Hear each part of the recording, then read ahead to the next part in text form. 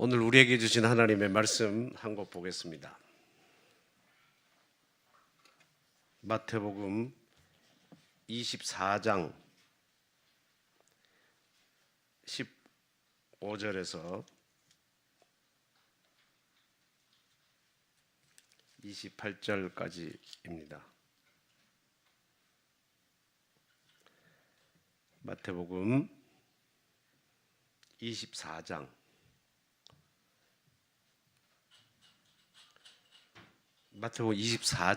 15절에서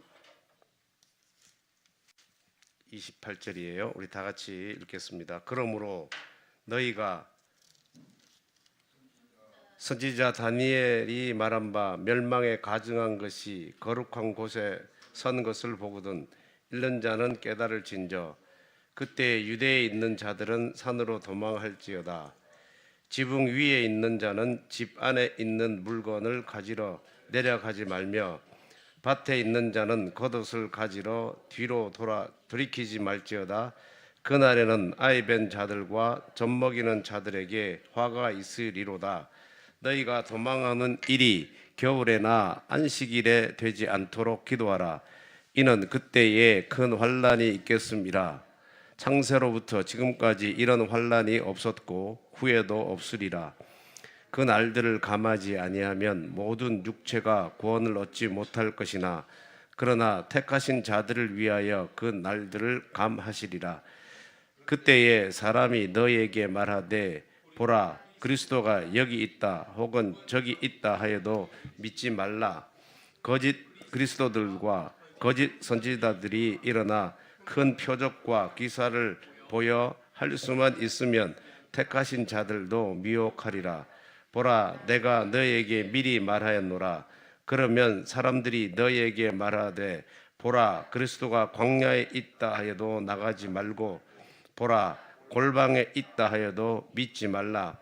번개가 동편에서 나서 서편까지 번쩍임같이 인자의 임함도 그러하리라. 죽음이 있는 곳에는 독수리들이 모일 것이니라. 아멘. 그 27절, 28절 우리 다시 한번 읽겠습니다. 예수님의 잠언이신데 예수님의 말씀 잠언.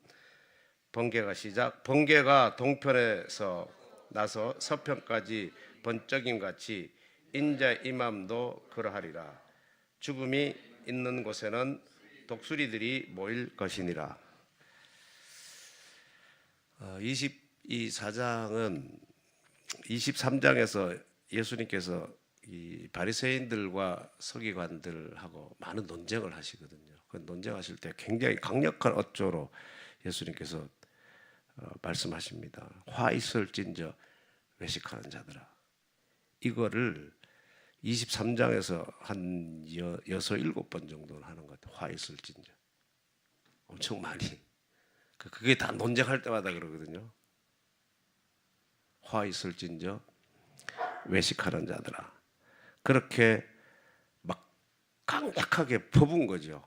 그 바리새인과 서기관들이 그렇게 퍼붓고 난 이후에 24장에는 제자들을 데리고 감람산에 가셔가지고 뭘 말씀하시냐면 종말에 대해서 얘기하시는 겁니다. 그 가운데 예수님이 다시 오실 것에 대한 말씀을 해주시고 계시는 거예요.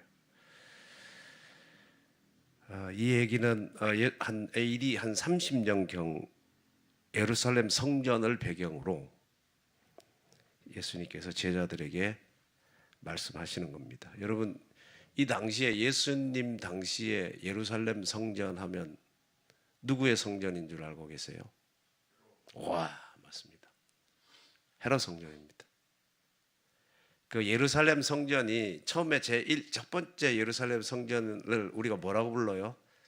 솔로몬 성전이잖아요. 솔로몬이 성전을 짓죠. 다윗이 짓고 싶어 했지만 못 지었어요. 솔로몬이 짓고 그걸 솔로몬 성전이라고 굉장히 아름답게 지어졌다고 그러죠.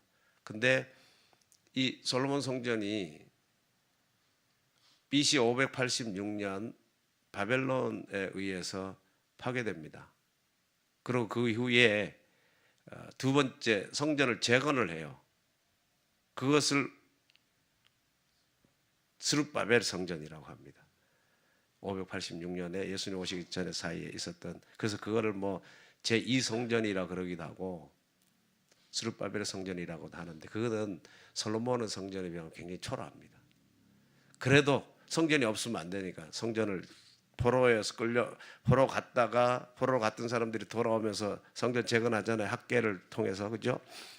그래 했고, 그 이후에 BC 20년, 예수님 오시기 전에 20년 전에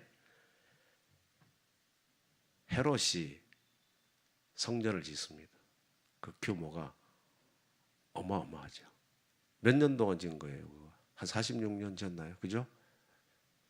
그 규모가 어마어마합니다.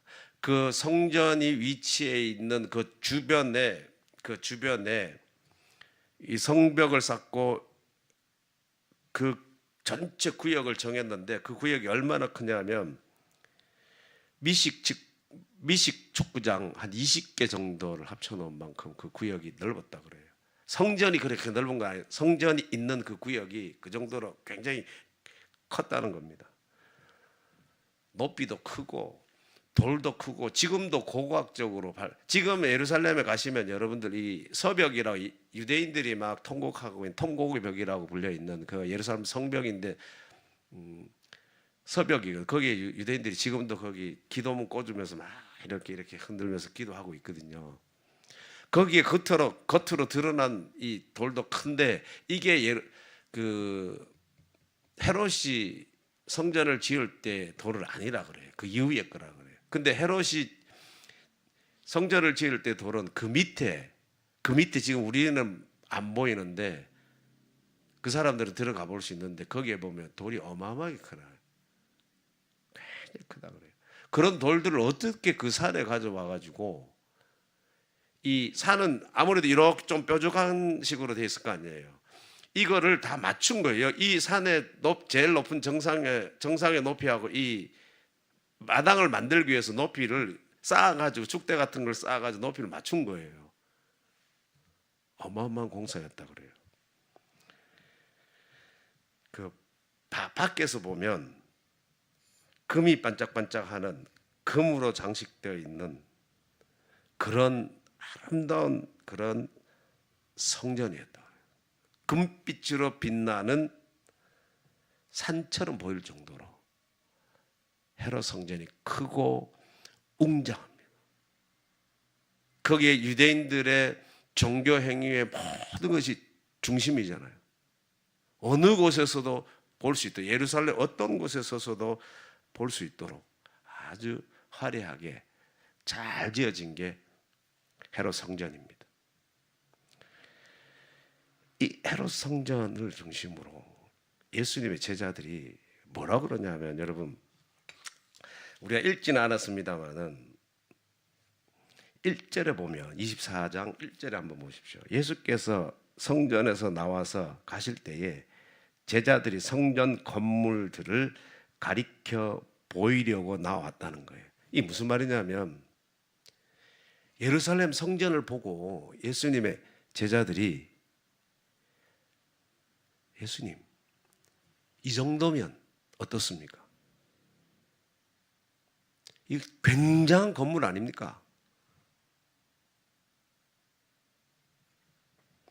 그렇게 생각을 했던 거예요, 예수님의 제자들이. 그러니까 놀래가지고, 야, 대단한 성전이다 이거. 그러면서 예수님한테 말을 한 거예요. 여러분 아시는 대로 예수님의 제자들의 출신 배경은 주로 갈릴리 쪽에 있는 어부하는 사람들이 주축이었죠. 시골 사람들입니다. 요즘 우리로 비유해서 말하면 저 깡촌에 살던 사람들이 서울에 와서 여의도에 가가지고 여의도에 잘 지어놓은 건물을 다 보고 와 하는 거나 진볍다는, 그 당시에 그 예루살렘이 아니라 그 이스라엘 전체에 그렇게 잘 지어놓은 건물이 없죠. 로마는 몰라도. 그러니까 저 갈릴리 변두리에 살고 있던 사람들이 그거 보고 와 정말 대단합니다. 이 정도면 주님 어떻습니까? 이 정도면 하나님의 나라에 당신의 나라에 하나님의 왕국의 수도점으로 이 정도 건물 가지고 있으면 된 거 아닙니까? 이렇게 묻는 거예요. 이게 1절이. 야, 굉장합니다. 그렇게 딱 물으니까 주님 뭐라고 하십니까? 2절에. 네. 돌 하나도 돌 위에 남지 않고 다 무너뜨려지리라. 제자들은 그걸 보고 엄청나게 큰 돌 위에 세워져 있는 그 예루살렘 성전 보고 이야 이 정도면 됐습니다. 주님 그렇게 말하는데 주님은 그 돌 위에 돌 하나도 남지 않겠다고 예언하시는 거예요. 그랬더니 제자들이 그럼 언제 이런 일이 납니까? 3절에 이제 그렇게 묻는 거예요. 언제? 한번 보세요. 어느 때에 이런 일이 있겠사오며 주의 임하심과 세상 끝에 무슨 징조가 있겠습니까? 자기들은 지금 이걸 보고 잘 따라다녔다. 이제 하나님의 나라가 왔고 때가 왔다. 그렇게 생각하고 주님 보십시오. 그렇게 말했는데 주님은 그렇게 말하는 제자들에게 돌 위에 돌 하나도 남지 않을 거야. 이렇게 말해버리는 거예요. 제자들은 얼마나 큰 것을 기대하고 지금까지 3년 동안 따라왔겠어요. 그래서 이제 우리가 기대했던 것이 이제 서서히 이루어질 때가 됐다라고 생각을 할 거 아닙니까? 근데 주님은 돌 위에 돌 하나도 안 남을 거라는 거예요. 그 이후에 여러분 읽어보셔서 알지만 성전이 무너질 것을 예언할 뿐만 아니라 환란이 있고 전쟁이 있고 재난이 있고 핍박이 있을 거라는 얘기를 하는 거예요. 아마 이 얘기를 예수님의 제자들이 듣고는 뭔가 갑자기 뒤통수 한 대 딱 얻어맞은 띵 하는 그런 느낌일 거예요. 이거 뭐지? 갈릴리에서 여기까지 온 이유가 뭔데? 모든 것을 버려두고 내가 이 사람을 따라온 이유가 뭔데? 내가 이 소리 들으려고 여기까지 따라왔냐? 뭔가 일이 꼬여가고 있구나. 뭔가 일이 잘못되어 가고 있구나. 이런 생각을 하지 않을 수가 없었을 거예요. 그들의 뇌리를 스쳐가는 겁니다.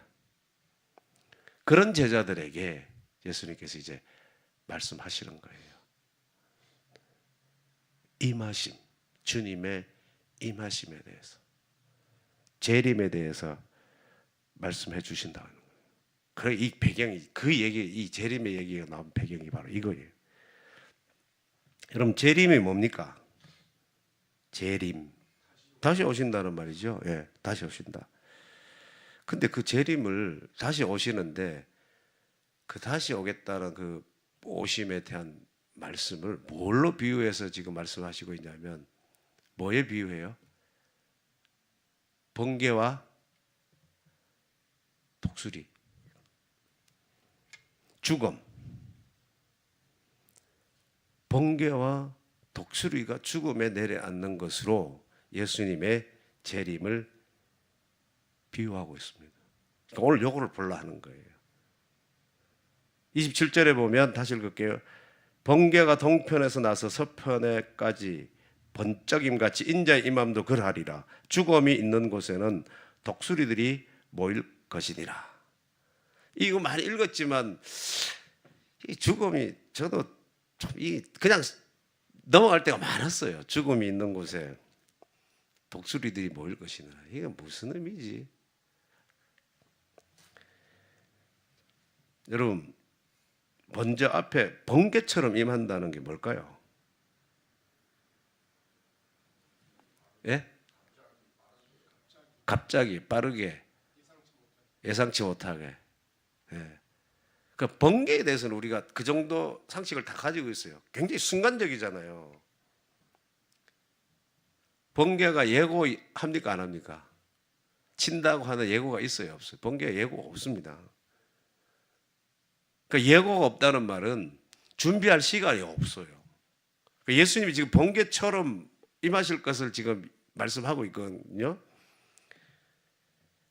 또 이 번개는 압도적입니다.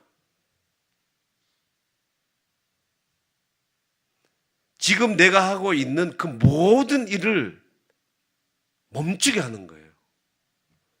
천둥 번개가 칠 때는 오직 그에만 관심 갖도록 하는 겁니다. 다른 생각이 안 나요. 무시할 수 없는 일이에요. 천둥 번개가 치면. 그 다음에 동에서 서에서 번쩍 진짜 그야말로 눈 깜짝할 사이에 왔다 갔다 굉장히 이 전 우주적으로 한꺼번에 하늘 전체를 가르는 거예요. 우리 눈앞에 보이는 것 하늘 전체를 착 가려버려요. 한 번에. 굉장히 이제 보편적입니다. 의심할 여지가 없어요. 누가 저걸 보고 뭐 이게 뭐냐 저게 뭐냐 이렇게 토론하고 논의하는 사람이 있습니까? 없어요. 사족을 달 이유가 없습니다. 누가 봐도 뭐예요 이거는? 번개예요. 번개는 그렇다는 거예요. 근데 그것처럼 임한다. 여기서 임한다가 뭐냐면 재림입니다.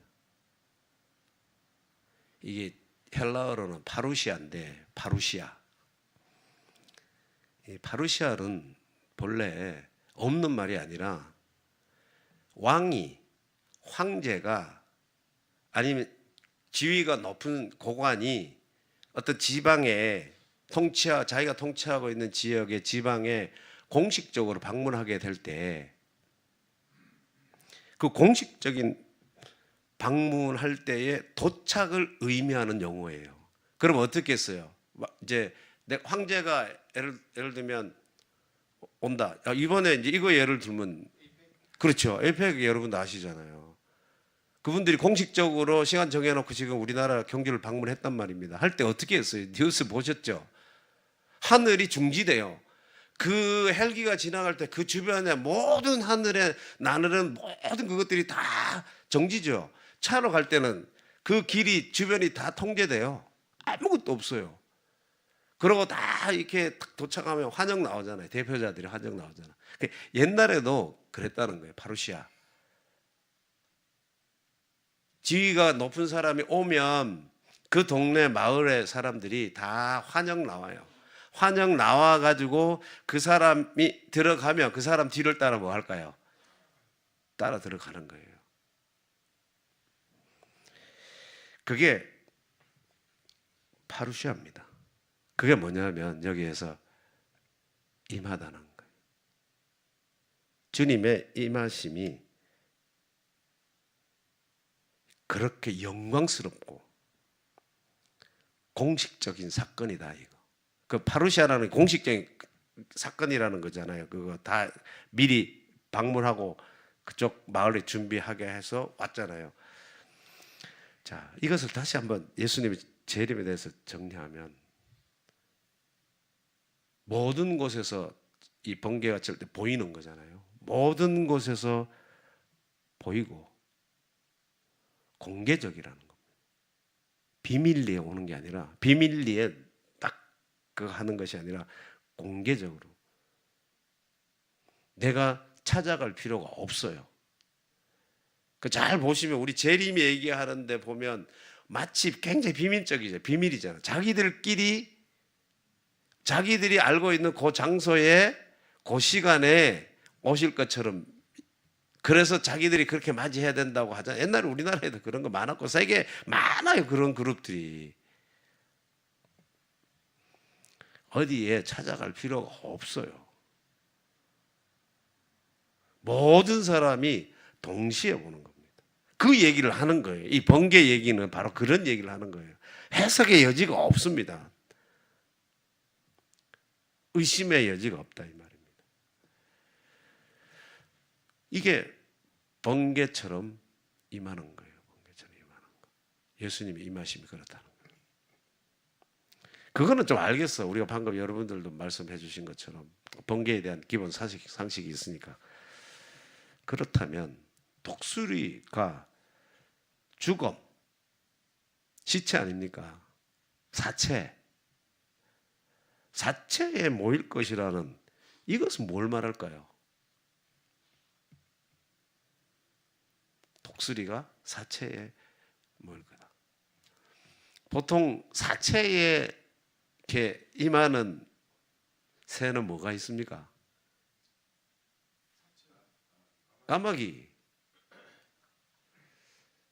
까마귀처럼 임할 거다. 이렇게 하면 금방 금방 하는데 이 독수리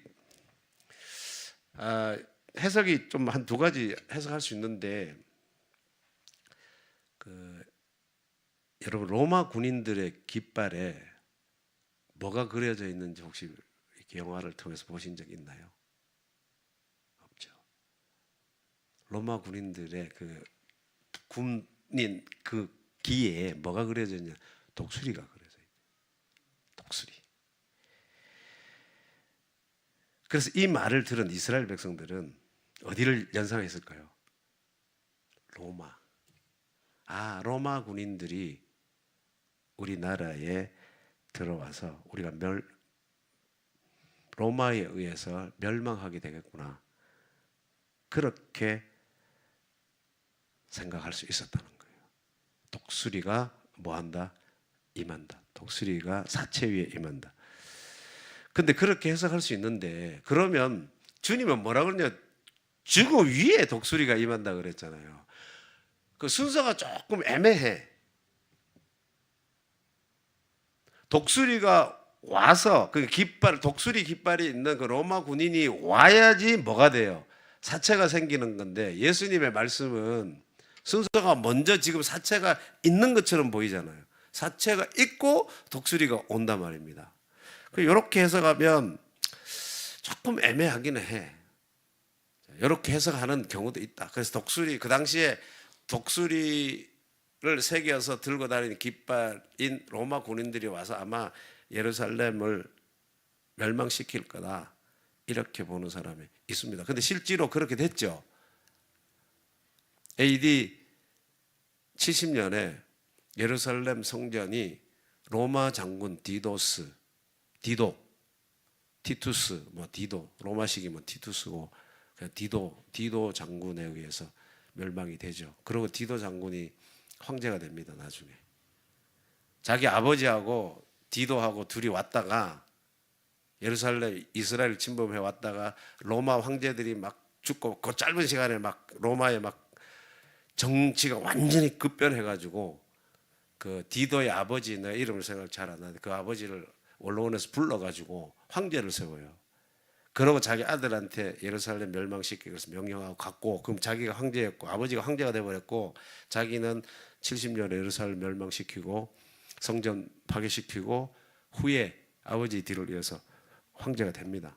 멸망이 됐어. 그거는 70년 경이니까 예수님 사후에 한참 40년 지난 거죠. 다른 하나는 아까 제가 물었습니다만 독수리 그 죽음 사체에 앉는 새가 까마귀라고 그랬는데 독수리 종류 중에도 살아있는 생명이 있는 짐승을 위에 내려가서 탁 낚아채는 아주 쏜살같이 내려가지고 낚아채는 그런 그 독수리들이 많아요. 이 보시면 여러분 위에서 동물의 왕국이나 이런 거 보시면 그 위에서 우리는 안 보일 것 같은데 이 아마 시력이 좋은지 딱 보고 순식간에 탁 낚아채고 올라가잖아요. 그 생물을 그렇게 하는 거거든요. 살아있는. 근데 독수리 중에도 죽은 사체에 내려와서 까마귀처럼 하는 그런 독수리가 있다고 그래요. 없는 건 아니라는 겁니다. 이거는 당시에 쓰이던 속담이라고 그래요. 속담. 어떻게 쓰였냐면 자연의 법칙은 분명하다. 원인이 있으면 결과가 있다. 그러니까 독수리는 사체를 찾는데 전문가다. 멀리서도 알아보고 절대 실수하지 않는다는 거예요. 그런 걸 쓸 때 사람이 실수를 하지 않거나 뭐 그럴 때 이런 속담처럼 섰다는 거예요. 그 예수님이 여기 인자 임함이 그렇다는 것은 예수님의 임함이 바로 독수리가 죽음이 내려앉는 것 같이 임한다는 거예요. 자, 여러분,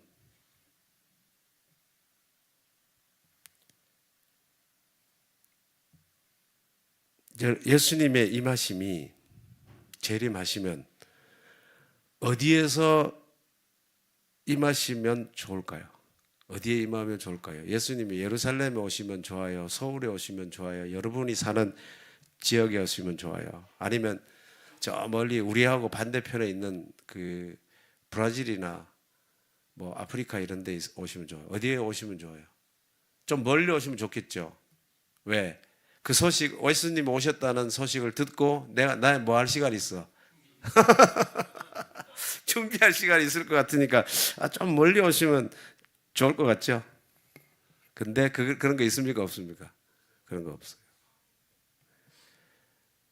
아까도 번개 얘기했지만 예수님의 재림은 시간적, 공간적 제약을 받지 않습니다.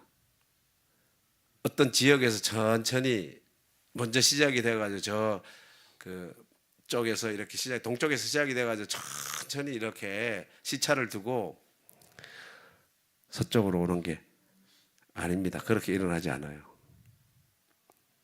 예수님 다시 오실 때는 여러분 그런 걱정 안 하셔도 됩니다. 예수님의 재림은 전 우주적입니다. 공간적 개념이 무너져요. 지금 우리가 생각하고 있는 이런 공간적 개념으로 오시는 게 아니에요. 예수님도 그렇게 말씀하셨잖아요. 아까 광야에도 또 골방에서도 여기 있다 저기 있다 말할 때 뭐 하라 그랬어요? 믿지 마라. 26절에 보세요. 그러면 사람들이 너희에게 말하되 보라 그리스도가 광야에 있다 하여도 나가지 말고 보라 골방에 있다 하여도 믿지 말라는 겁니다. 그러니까 이게 무슨 말이에요? 예수님 다시 오실 때는 다 자기가 있는 그곳에서 자기가 있는 자리에서 보는 거예요.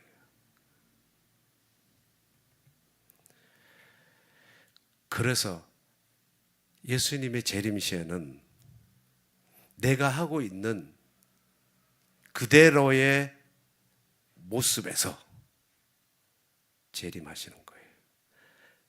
내 이 죽을 때의 이 마지막 모습이 예수님과 만나는 거예요. 지금 만약에 우리가 지금 예배하는 중에 예수님을 오셨다. 그러면 내가 집에 가서 옷을 챙기고 뭐 이렇게 해서 만나는 게 아니라 우리 집에서 만나는 게 아니라 뭐 하시는 거예요? 지금 예배하는 중 이곳에서 뭐 한다? 예수님을 만나는 거예요. 저는 폼페이 최후 그걸 볼 때마다 이런 생각을 해요. 서기 79년에 그 베시비오 화산 폭발해가지고 그 찬란했던 도시가 하루아침에 잿더미 됐잖아요. 2000년이 가까이 흘른 지금 발굴해가지고 지금 그 격해에 쌓여가지고 처음에 그런 도시가 있는지도 몰랐는데 나중에 발굴돼가지고 이렇게 지금 찾아보니까 거기에서 나오는 이제 돌덩이처럼 되어 있는 화석으로 되어 있는 그렇게 있는 그 사람들 뭐 있는 거 보면 여러분 보세요. 뭐 껴안고 있는 사람도 있고 막 예를 들면 기도하고 있는 모습으로 돼 있는 형상도 있고 뭔가 막 살아보려고 발버둥 치는 그런 거로 돼 있다가 딱 마지막의 모습이 그렇게 돼 있는 모습도 있잖아요. 지금 시간이 2000년 흘렀어요. 그들이 그 일을 당한 하루, 그 일이 마지막의 모습이, 우리는 2000년 흘렀어. 근데 우리는 그 사람들의 모습을 언제 모습을 봐요? 마지막 그 딱 점 같은 그 마지막의 모습을 보거든요. 두 사람이 다 안고 있는 그 연인 아니라고 그렇게 밝혀졌던데, 처음에는 그 모습이 두 사람 연인인 줄 알았는데, 그 계속 학자들이 연구하고 조사해보고 이런 거 두 사람 연인은 아니라는 것 같은데, 왜 그렇게 그런 모습으로 마지막을 죽었는지는 모르지만 연인은 아니라고 이렇게 또 뭘 근거로 그렇게 말하는지도 잘 모르겠습니다만은, 2000년이 흘렀지만 그 마지막 순간이 2000년이 흘러 오늘을 살아가고 있는 우리는 딱 그 시점을 보는 거예요. 그러니까 이분들에게는 2000년의 시간의 흐름이 있었습니까? 없었습니까? 없었죠. 우리 지금 이 시대를 살고 있지만, 이 시간을 2000년 흐른 시간을 살고 있지만, 우리도 그 사람의 시간에 가닿아 있는 거죠. 융합이지, 융합. 현 시점과 그 과거 2000년 전의 시간이 딱 하나로 같은 시간이 되는 거예요. 재림 때도 그렇습니다. 재림 때도.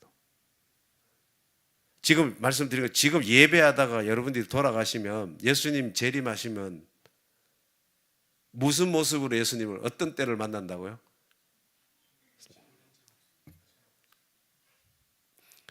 그러니까 여기저기 가지 말라는 거예요. 왔다 그래도. 만약에 설거지 하고 있었다. 설거지 하는데 돌아가셨다. 그럼 설거지 하는 모습으로 만날 수 있고, 두 사람이 부부싸움 하고 있었다. 막 부부싸움 하고 있다가 심장마비로 죽었다. 그러면 부부싸움하나 심장마비로 죽은 그 모습으로 주님 만나는 겁니다. 재림은 공간이 무너진 상태에서 모든 사람이 볼 수 있도록 동시에 나타난다는 거예요. 그러니까 여기 있다 저기 있다 이런 거 귀담아 들을 필요가 없습니다. 요즘도 있었고, 이전에도 있었고, 한국에도 있고, 해외에도 많아요. 예수님의 재림의 날짜를 얘기하는 데가. 여러분 아시잖아요. 그 성공한 데가 있습니까? 없습니까? 다 없어요. 한때 다미 선교회인가 거기 온통 나라를 시끄럽게 한 그 선교회 있었잖아. 그 마포인가 어디. 그래가지고 방송국에 가서 막 촬영하고 진짜 옷이나 그런 적이 있었잖아요. 한때. 다 그 사람들 지금 뭐 할까요? 연기해놨어요. 연기. 재림을. 그러고 또 이제 좀 있으면 또 나와가지고 모이세요. 여기 있습니다. 우리가 믿는 종교에 있습니다. 14만 4천 명에 들어와야 합니다. 다 그러는 거예요. 그거 다 사입입니다. 가짜예요. 23절 보세요, 여러분. 그때에 사람이 너희에게 말하되 보라 그리스도가 여기 있다 혹은 저기 있다 하여도 믿지 말라. 다 사입입니다. 장소 얘기하고 시간 얘기하고 이런 거는 우리가 주의해서 분별할 필요가 있어요. 주님이 그 때를 안다 했습니까? 모른다 했습니까? 주님도 모른다는 거거든, 때는. 그러니까 우리는 항상 마지막 때라고 제가 얘기하는 게, 마지막이 만난다는 그 때를 모르기 때문에, 알면 얼마나 좋겠어요. 그 때를 모르기 때문에 지금 내가 살아가고 있는 이 순간이 우리에게는 뭐가 될 수 있는 거예요? 마지막이 될 수 있기 때문에 지금 이 순간이 어떻게 하나님과 연결되어져 있는가가 재림의 순간에 만날 수 있기 때문에 지금 그때 일어날 거는 알잖아. 우리가 믿잖아요. 이미 왜 부활하셨기 때문에, 부활하신 예수님이 오신다고 했기 때문에 그것도 사건으로 날 거예요. 그러니까 미래에 일어날 사건이지만 그거를 지금 나에게 일어날 수 있는 걸로 가져와서 내가 오늘을 사는 거예요. 이게 종말론적 삶이거든요. 오늘을 사는 거예요. 그거를 생각하면서, 그거를 믿으면서. 그러니까 오늘을 어떻게 살아야 되는가? 그러니까 오늘을 더 잘 살겠죠. 충실하게. 그러면 번개처럼 나타나는 것과 독수리처럼 임한다는 것이 무슨 의미가, 어떻게 조화를 하는가? 죽음이 있는 곳에, 독수리가 죽음이 있는 곳에 임하듯이 하나님이, 예수 그리스도가 죽음이 있는 곳에 임한다는 거예요. 아까 제가 두 가지 얘기했어요. 그죠? 로마 깃발외교였고, 그 다음에 그 초대교회 교인들은 그냥 속담처럼 뭐 자연 법칙이고 일어날 거라고 했는데, 또 하나는 이렇게 초대교회 크리소스톰이라고 하는 교부는 이렇게 해석을 합니다. 그 죽음을 누구의 죽음으로 보냐면, 그렇게 해석해요.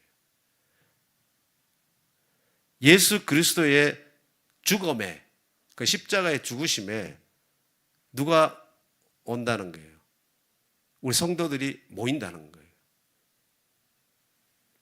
독수리가 임하듯이. 또 반대로 우리 성도들의 죽음 앞에 누가 오세요? 독수리가 임하듯이 누가 오시는 거예요? 예수님이. 여러분, 죽는 게 뭡니까? 죽음이라는 게. 지금까지 내가 해오던 모든 것들이 중단되는 거잖아요. 멈추는 게 죽음이잖아요. 끝나는 게 죽음이잖아요. 내 활동이 더 이상 진전되지 않는 것이 죽음입니다.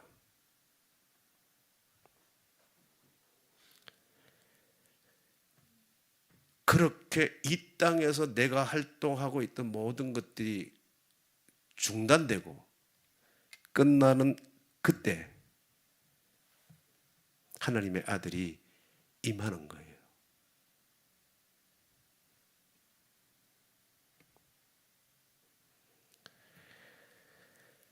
우리가 많은 것을 이 땅에 이루고 싶으며 살아가고 있지만, 또 이루고 싶어 하지만, 하나님이 임하는 순간은 그것에 대해서 중단하고 내가 죽은 자임을 인정할 때에 주님이 독수리가 죽음 위에 내려앉듯 주님이 내 위에 내려오셔서 내 삶을 이끌어 가신다는 거예요. 여러분, 근데 이것을 믿지 못하게 하고 미혹하는 세력들이 반드시 있습니다. 24절에 보시면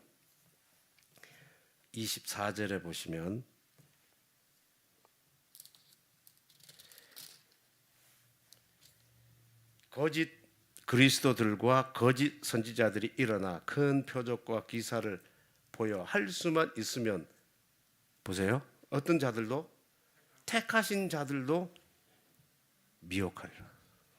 이거 못 믿게 한다는 거예요. 여러 가지 기적을 행하면서 그런 게 어디 있어. 경계해야 됩니다. 그러니까 그러면 어떻게 저들을 구분하고 미혹에 빠지지 않을 수 있을까요?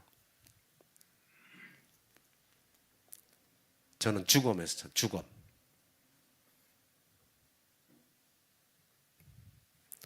죽는 거예요. 이게 안 되면 죽음 위에 뭐가 내려온다 그랬죠? 독수리가. 죽음 위에 주님이 내려오시는 거예요. 내가 땅에 대해서 죽었다. 우리 많이 말해요. 그렇게 말하면서 또 하나님을 내가 믿는다고 말하면서 계속적으로 이 땅의 것이 더 잘 돼야 돼. 더 많이 누려야 돼. 나는 더 많이 있어야 돼. 소유해야 돼. 이렇게 한다면 그 믿음을 우리가 참 믿음이라고 말할 수 있나요? 주여 주여 하는 자마다 다 하나님 나라에 들어갈 수 없다고 그랬잖아요. 주님이라고 부르기는 하는데 주님의 뜻대로 행하지 않는 자는 하나님의 나라 백성이 될 수 없는 거나 마찬가지입니다. 진짜 믿음은 내가 부르고 있는 그 하나님 한 분 갖는 것으로 끝나는 겁니다. 나 세상에 대해서 죽은 자야. 우리 자의식 가지자 말을 제가 많이 쓰잖아요. 자의식 가지는 거. 먼저 나는 이 세상에 대해서 끝났어. 죽은 자야. 그래서 하나님을 갖는 겁니다. 그렇게 해서 갖게 된 그 하나님이면 나는 충분하다. 그래서 마음대로 하십시오. 그 다음은. 그러고 하나님이 찍어 놓으신 그 점선들이 있는데 그 점선들이, 하늘의 점선들이 이 땅에 실선으로 살아갈 수 있도록, 실선이 되어져 갈 수 있도록 내가 하나님의 그 뜻을 받아들여 이 땅에 살아갈 수 있도록 해 주십시오. 그렇게 살아가는 데는 하나님이면 충분합니다. 내 프로그램이 아니라, 내 방식이 아니라, 내 기준으로가 아니라, 내 틀에서가 아니라 하나님의 방식으로, 하나님의 프로그램대로 하십시오. 이게 믿음이라는 거예요. 여러분, 예수 믿으면 환난이 없습니까? 핍박이 없습니까? 고난이 없습니까? 그거 아니죠. 21절에 이는 그때에 큰 환난이 있겠습니다. 창세로부터, 겁난 말씀입니다. 보세요. 창세로부터 지금까지 이런 환난이 없었고 후에도 없으리라. 이런 일이 없었다. 끔찍하죠, 생각하면. 그래서 초대교회 교인들도 히브리서에 보면, 히브리서 11장에 보면 돌에 맞아 죽고 톱으로 켜서 죽고 시험 받고 칼에 맞아 죽고 양과 가죽으로 그 옷을 해서 짐승처럼 해가지고 도망 다니고 궁핍하고 환난과 학대받고 광야와 산과 동굴과 토굴에 유리했다. 도망다녔다는 거예요. 예수 믿는다 그런 게 없는 게 아니에요. 숨겨 당할 수도 있고 이러한 환난을 당할 수도 있고 솔로몬처럼 부귀영화 누리고 잘 살 수도 있어요. 예수 믿는다고 왜 그거 못하나요? 요셉처럼, 구약에 나오는 요셉처럼 생고생하다가 억울한 일을 많이 당하다가 또 한 번 하루아침에 그냥 쨍하고 해뜰 날이 있는, 그거 하루아침이에요. 그거는 자기가 한 것도 그냥 하루아침에 바로 그 제2인자 자리에 올라가는 거예요. 그런 쨍하고 해뜰 날도 올 수 있습니다. 제가 부정적인 것만 조금 더 강요해서 얘기해서 그럴 뿐이지 다 있어요. 그런 것도 있고, 그리고 또 우리가 뭐 부러워하는 그런 잘 되는 일도 있을 수 있죠. 예수 믿으면. 그러나 주님은 분명히 말씀하시는 거예요. 죽음이 있는 곳에 뭐가 온다? 독수리가 오는데, 그거를 예수님의 재림으로 보면 죽음이 있는 그곳에 주님이 재림하시고, 그럼 그런 사람이 죽었다라고 자아의식을 가지고 있는 그 사람이 주님의 재림 때 뭐 하게 되는 거예요? 예수님을 만나는 거. 어디 있느냐가 중요한 것이 아니라 그런 자의식 가지고 죽은 자 의식을 하고 살아가는 그 사람이 주님 재림 때 만나는 겁니다. 왜 주님이 우리를 선택하셨습니까? 여러분들을 왜 선택하셨나요? 하나님이 우리를 선택했잖아요. 그러면 선택받은 내가 나를 선택하신 그 하나님을 선택하며 살아라고 하나님이 우리를 선택하신 거예요. 하나님 선택하라고. 하나님이 나를 선택해 주셨는데 내가 하나님의 선택을 받은 자로 하나님을 선택해야 되는데, 그 나를 선택하신 하나님을 통해서 이 땅에 무언가를 더 얻으려고 하고 더 많이 가지려고 하고, 이거는 참 믿음이 아니에요. 하나님이 여러분들 예수 그리스도의 십자가의 죽음을 통해서 여러분들을 택해 주신 것은 하나님 당신을 택하라고, 하나님의 아들과 딸 되어라고 여러분들을 택하신 거지. 아들의 죽음을 통해서, 그 아들의 죽음을 통해서 더 많이 가지고 누리고 살아, 그게 진짜 행복이야, 그렇게 하시려고 아들을 죽음에 내어주시지 않았다는 겁니다. 그거는 참 믿음이 아니에요.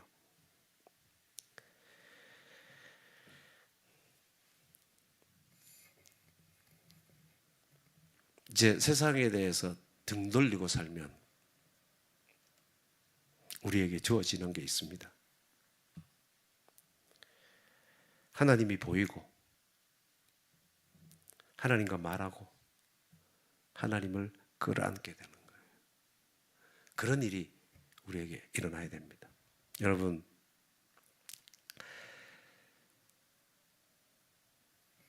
주님 다시 오실 때 수많은 사람들 가운데 주님은 우리를 알아보실 겁니다. 그리고 껴안아 주실 거예요. 들어주실 겁니다. 제가 뭐 정확한 연도는 모르겠습니다. 논산훈련소에 진중 세례식 간 적이 있어요. 2,500명 훈련생들에게 세례를 베푸는 겁니다. 그러면 목사님이 여러 필요하겠지. 2,500명 혼자서 어떻게 이 물세례를 줍니까? 그죠? 그러니까 목사님 수십 명이 가서 중간중간 이렇게 딱 해서 이제 예배 다 드리고 세례식 할 때 저 뒤에 로비부터 시작해가지고 쫙 다 있습니다. 몇 분이 서서 앞에도 있고 뒤에도 있고 막 그럼 이제 그 훈련생들이 쭉 와서 다 이름표하고 다 있잖아요. 이름하고 다 그때 쓰거든요. 그럼 이제 세례를 주는데 이 단에 목사님들이 그 집례하실 목사님들이 단에 쫙 앉아 계세요. 이렇게 배석해서 뒤에 있는데 이제 저 훈련생은 앞에 있고 큰 강당에 반은 그 훈련생, 이쪽은 그 훈련생의 부모님들 이렇게 같이 있어요. 근데 제가 이제 보잖아요. 앞에 마주해서 보는데 그 많은 2,500명 중에 다르게 생긴 애가 하나도 없어. 똑같이 생겼어. 머리 다 짧지. 군복 그 똑같지. 어디 다르게 보이게 좀 그다음에 얼굴 다 까맣지. 훈련생들이니까 도저히 내가 좀 다르게 멋지게 잘생긴 애를 찾아보려 해도 난 찾아볼 수가 없어. 다 똑같이 생겼어. 내 눈에는 다 똑같이 보였어. 근데 여기 앉아 계시는 부모님이 볼 때 2,500명 중에 아들을 찾았을까요? 못 찾았을까요? 네? 그 엄마 부모님 눈에 누구만 보일까요? 2,499명 우리 집사님 아들 갈 때도 안 그래요? 그 훈련생 중에 응? 딱 찾잖아. 2,499명은 안 보이고 그 마지막에 딱 한 명 보이는 거 보이거든. 부모님이 그거 뭐 보이는 크게 보이고 뭐 분명하게 보이고 뚜렷하게 확실하게 보이지. 하나님이 임하실 때도 저는 그렇다고 봅니다. 주님이 임하실 때 어떻게 봅니까? 어떻게 찾습니까? 찾는다니까. 어떤 자? 죽은 자. 죽음이 있는 곳에 독수리가 임하듯이 독수리가 위에서 쳐다보고 그 찾아가지고 자기 먹이를 찾아서 쏜살같이 내려와도 실패할 것 같지만 안 한다는 그게 자연의 이치라는 그렇게 그 사람들이 해석하듯이 이 말을 들었을 때 아 이거는 실수 없이 하시는 거구나 확실하게 알아들었다는 거예요. 주님이 재림하실 때 어느 곳에 우리가 지금 뭘 하고 있든지 세상에 대해서 죽은 자로 살아가고 누구에 대해서 살아있을 때 하나님께 대해서 살아가고 있을 때 그게 죽음이거든요. 성도에게 그게 죽음이거든. 그렇게 살아가고 있을 때 독수리가 죽음 위에 내려앉듯 번개가 시공간을 초월해서 나타나듯 분명하게 확실하게 나타나고 그 순간에 하나님이 우리를 못 알아보시는 것이 아니라 알아보시고 우리를 번쩍 들어 껴안아 주실 거라는 겁니다. 이게 재림 때 우리에게 주어질 하나님의 은혜입니다. 마태복음 24장 13절 그러나 끝까지 견디는 자는 구원을 얻으리라. 여러분 이 세대 살아가면서 아까 그 창세 이후로 보지 못한 그런 일들이 일어날 수 있다 할지라도 우리는 우리를 껴안아주실 껴안고 우리를 높이 들어주실 주님이 계시지 않습니까? 그러니까 끝까지 한번 견디며 한 번 한 번 가보시죠. 기도하겠습니다. 하나님, 참 고맙습니다. 감사합니다. 아들을 아낌없이 주신 그 하나님의 사랑을 우리들이 날마다 느끼며 살아가게 하시고, 주님 다시 오실 그것을 소망하며 오늘 여기에서 죽은 자로 살아가게 하여 주옵소서. 세상에 대해서, 욕심에 대해서, 욕망에 대해서 죽게 하시고, 하나님에 대해서 살게 하시고, 하나님을 보게 하시고, 하나님과 말하게 하시고, 하나님을 끌어안는 그런 삶을 살아가게 하여 주셔서, 오시지만 언제 어떤 방식으로 우리에게 오셔서 우리를 안아주실지 모를 그 주님을 기대하고 소망하며 살아가는 저희들 삶 되게 하여 주옵소서. 예수님의 이름으로 기도하옵나이다. 아멘.